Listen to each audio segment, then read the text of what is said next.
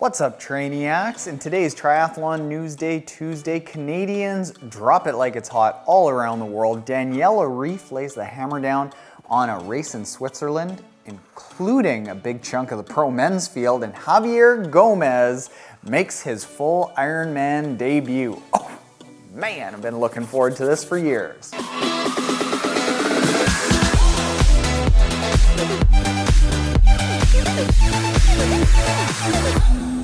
What's up, triathletes? Welcome to this week's Triathlon News Day Tuesday, where we talk about all of the wonderful ongoings around the world in the triathlon world. As always, links to full videos that we can link to on YouTube are going to be in the description below, and make sure you stick around to the end where we share everyone's favorite part of Triathlon News Day Tuesday. That is a story from the Trainiac community. We got a motivating one this week. Now let's start it off where the best short course athletes in the world showed up to play at ITU Leeds. On the men's side, Richard Murray won in 1:45.52, just 9 seconds ahead of #1 world-ranked Mario Mola.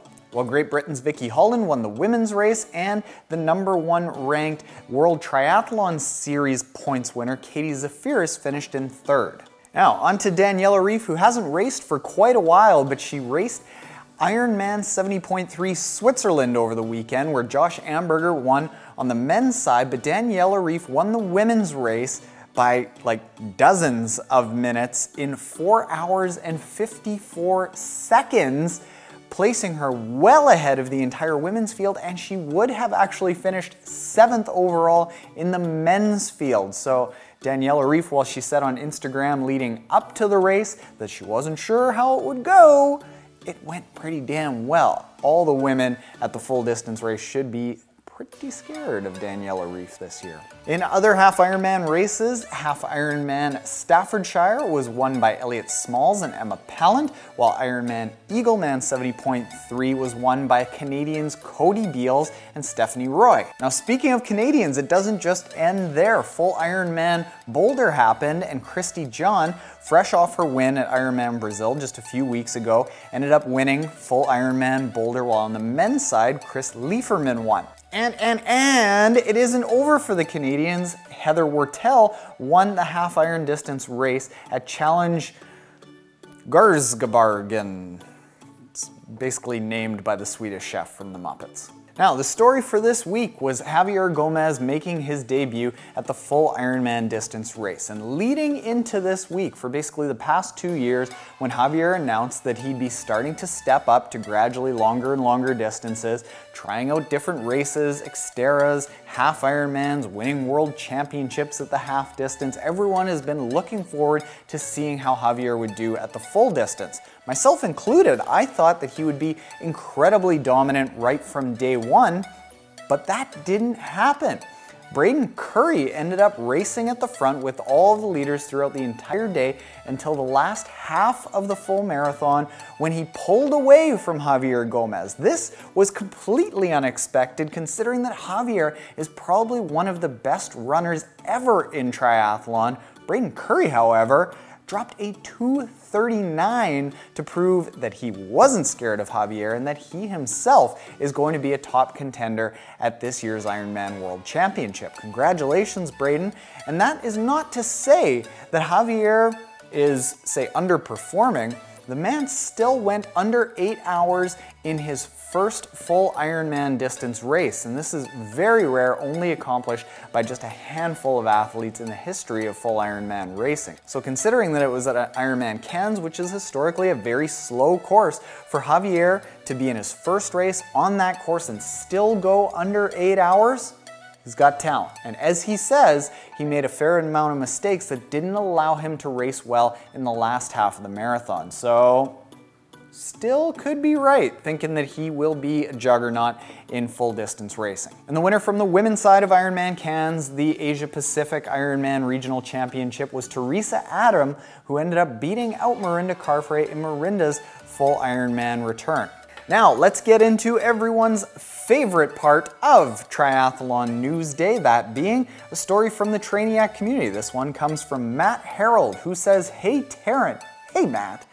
For the first 35 years of my life, I was a professional couch potato. I was never athletic, even as a youngster.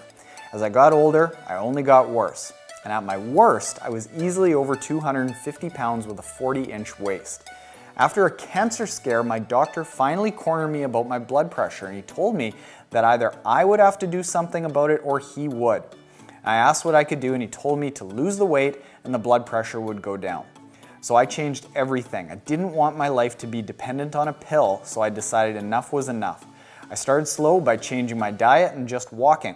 I stopped using escalators and elevators and searched out stairs wherever I could, and I replaced potato chips with carrots, and I counted my calories using MyFitnessPal. I lost 30 pounds in just a few months, and it was then that I decided to take the next step, and I downloaded a Couch to 5K program and started running. Those first few weeks were brutal and pathetic, but I didn't give up, and I was able to complete a 5K without having to walk it. Then my 5K times improved. I decided to go for a 10K, then a half marathon, and later a full marathon. And as I'm typing this, I'm in my final taper for my second full marathon that takes place in just 4 days. A picture of me in the orange shirt is a shot of me at mile 26 of my first marathon. Every time I look at that photo, I become emotional because I remember everything that was going through my head just to get me through those last 1,000 feet of that race. Shortly after my first marathon, a friend challenged me to a triathlon. Being the good engineer that I am, I didn't just go out and try one, I did research first, and this is how I discovered this blonde Canadian who looks ginger on a video. Well, Matt, you look like a pirate in your triathlon picture with whatever's in behind you that looks like an earring, so there. Who has a channel devoted to teaching triathlon one trick, one race, and one message at a time. Thank you. This is exactly what I needed. To date, I have completed 1 super sprint triathlon and 3 sprint triathlons. Right now, I'm looking at my first Olympic distance triathlon in June. All in all, I've lost over 65 pounds before my weight plateaued and went from a 40-inch waist to a 34-inch waist, and am still medication-free. I've gone from couch potato to runner to marathoner to triathlete to role model, and currently I'm looking at completing my first half Ironman in 2019. Thanks for all that you do. Thank you, Matt, for sharing this story. I wanted to share this especially because instead of taking what common Western medical advice is here, take a pill, this will make you better, you decide to do something that didn't just make your condition better, it made your life better. And that's why I'm such a big proponent of people being active however they can with just 30 minutes a day, 4 or 5 times a week. You can get off of all of these medications, whether it's weight or blood pressure, anxiety or depression. It has a huge benefit on all these things. So triathlon doesn't just make you better on the scale, it makes you better in life. Like Matt. So thank you, Matt, for your story, and if anyone wants to get their story shared here on Triathlon Newsday Tuesday, email me at Taren@triathlontaren.com. And if you dig these Triathlon Newsdays and you aren't yet subscribed, hit the subscribe button below. If you are subscribed, thanks for being you. That's it. No ask, just a thanks. Later, Trainiacs.